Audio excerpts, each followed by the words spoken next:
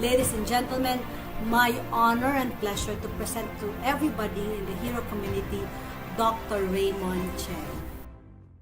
If a school, for example, since most of those who are watching us are university presidents and administrators, how can they support an individualistic, single-minded kind of, orientation to influencing them to be collectivist? Right? Will there be a transition? Can school play a part on that end? Well, put it this way. It's just like imposing a law, imposing a certain regulation in a society. Right. So just like what I said, if it's a collectivist society, well, a stringent law would already do. But if it's I remember, that's Thailand. Sorry, it's not Italy, it's Thailand. Oh. And then for an individualistic society, what happened is you have to make them believe that this is the right thing to do.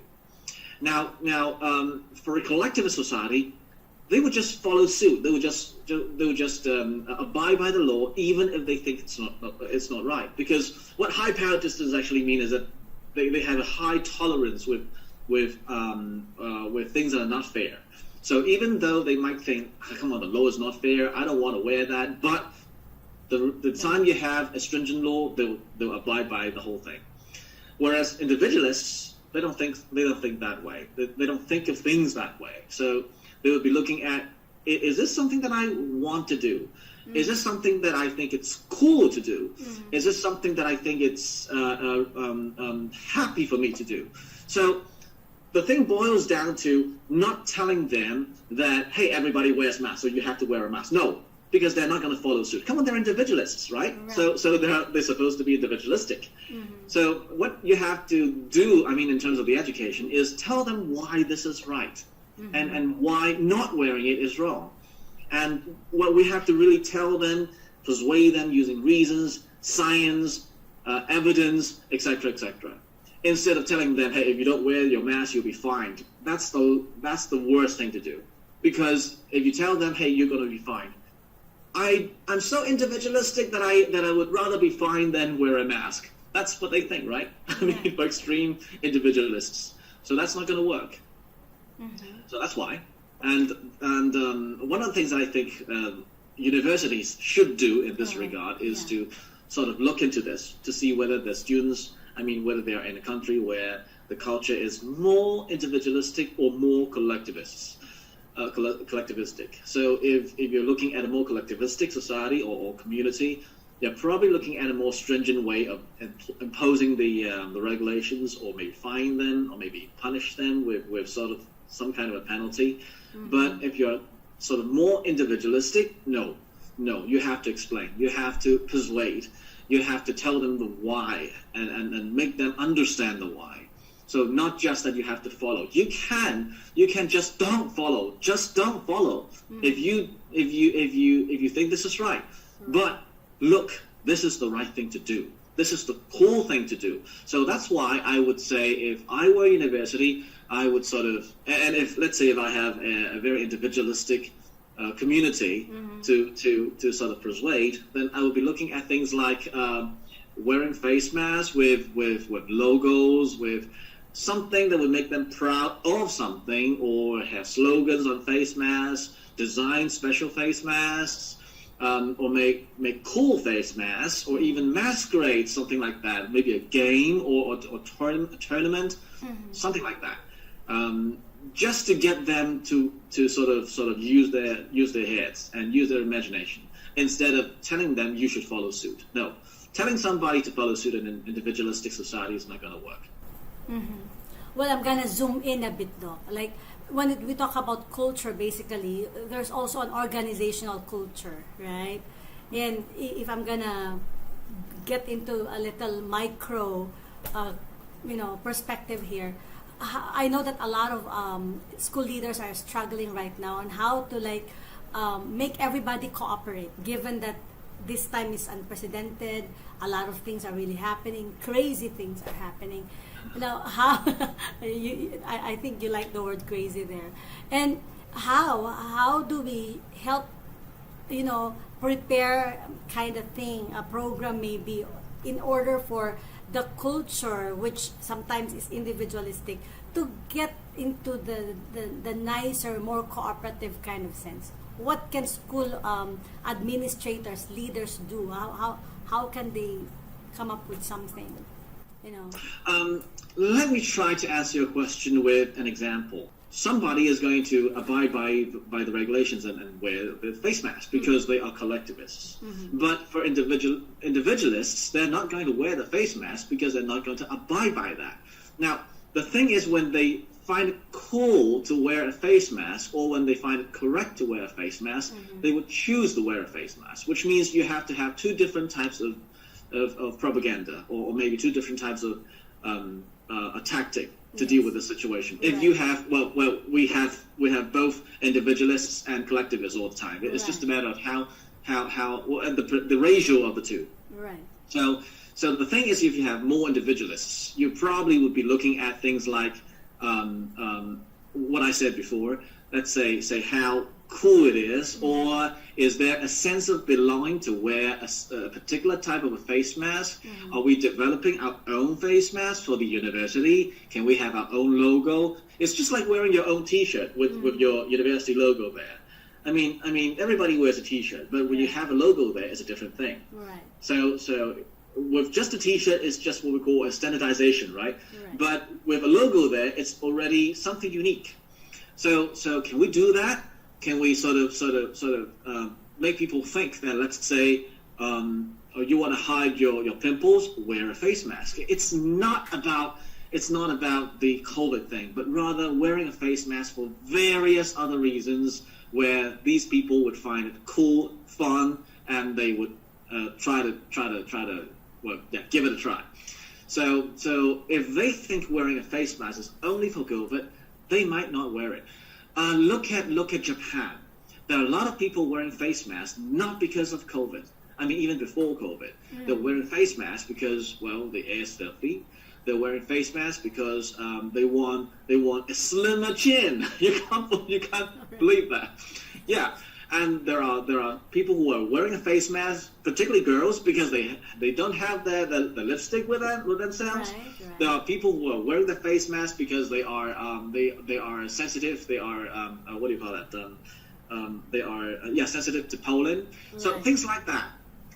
So all sorts of these strange reasons for wearing a face mask, but not COVID.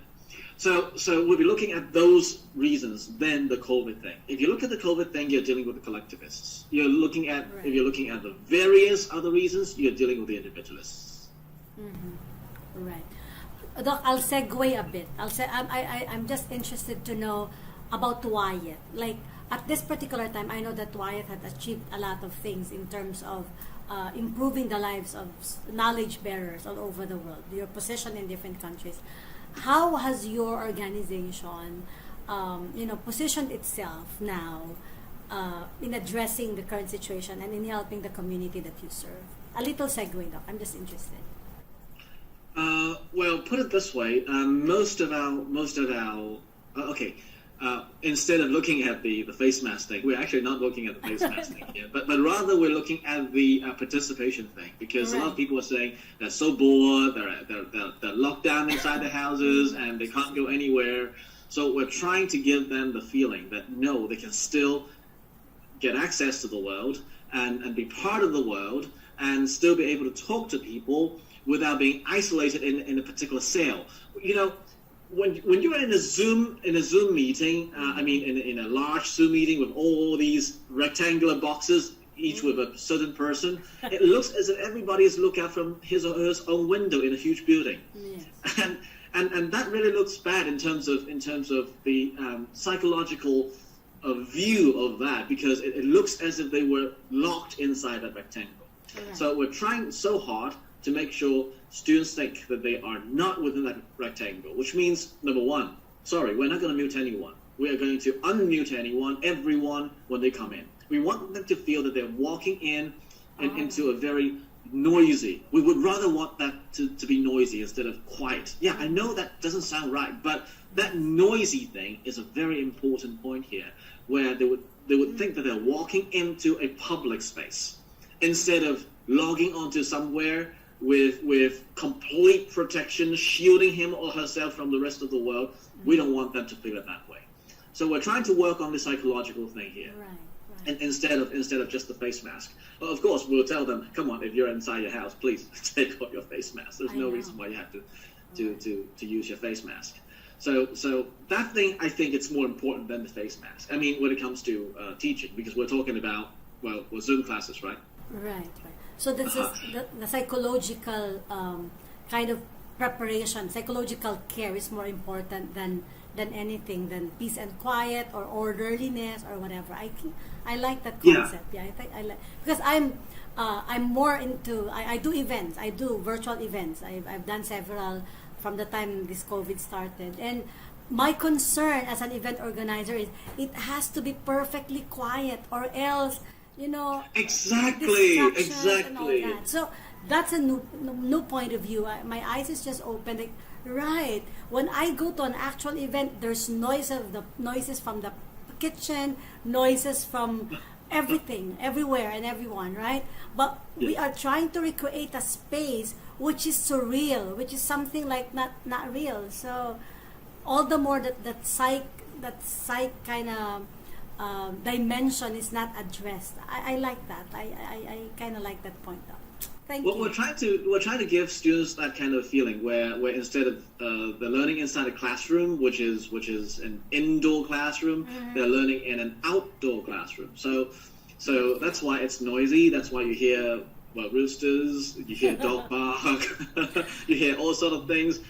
Instead of thinking them as, hey, it's noisy. No, laugh with the noise. Oh, somebody's rooster is there. Hey, kill that rooster. Now that's more interesting. We're trying to, change that into something, change something negative into positive. Right.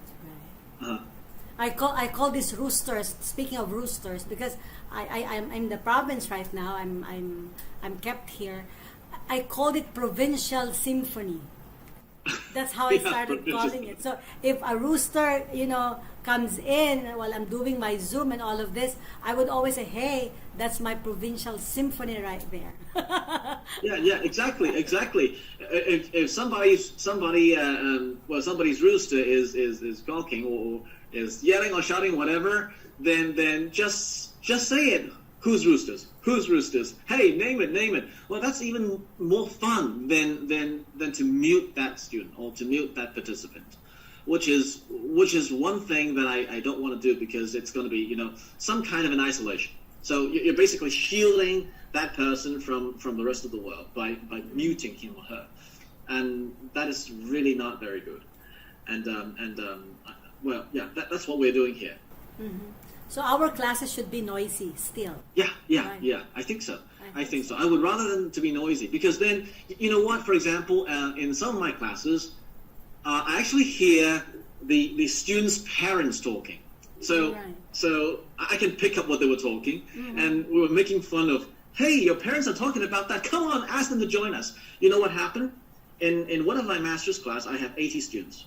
And now what happened is some of them actually asked their parents to sit with them to attend the class. Okay. So instead of 80, we have 80 plus. Now this time is not like getting a train ticket where you are the parent, and when you take your girls with you, it's +2, right? But now it's the other way around. Your girls are going to take you with them, so the girls +1. So that's interesting, because now they're involving the family. They're involving the family members just to come and take a look at Raymond's class. Hey, what's happening with Raymond's class? What is this guy doing? Hey, I don't mind if he's not in my class or she's not enrolled in the university program. I don't mind, as long as they are going to participate. Then the student, that would help the student to feel that now even my family is participating. I am no longer being shielded from the whole world. So that's what I want to do, and that is very fun. I find that very funny. And when I was talking to my students, in private, I asked them, is it okay? Do you find this weird? And they actually tell me they love this. Well, they sort of never thought of having their parents sitting with them. I told them, I said, I don't mind if you're going to having your dinner with you. Because I have evening class for masters. Right. So I told them, I don't mind, your whole family is going to be having dinner in front of the camera. I don't mind seeing you having your dinner. Come on. Even when I'm in face-to-face classes, I'll ask them, because, you know, these people are generally adults. Right. So they come to my class with a rice box or with a cup of noodles, something like that. Right. It's already like that, even in face-to-face classes. So Right. why would I worry why would I mind if I'm going to see the whole family there sitting in front of the table and watching me? I'm telling them, come on, just take my class as your TV program, as your TV series. Treat that as your sitcom. Right. Right? So that's better. We're trying to build that bridge, not just to the student, but beyond that, to the families, to the parents, to the brothers and sisters, and that's working.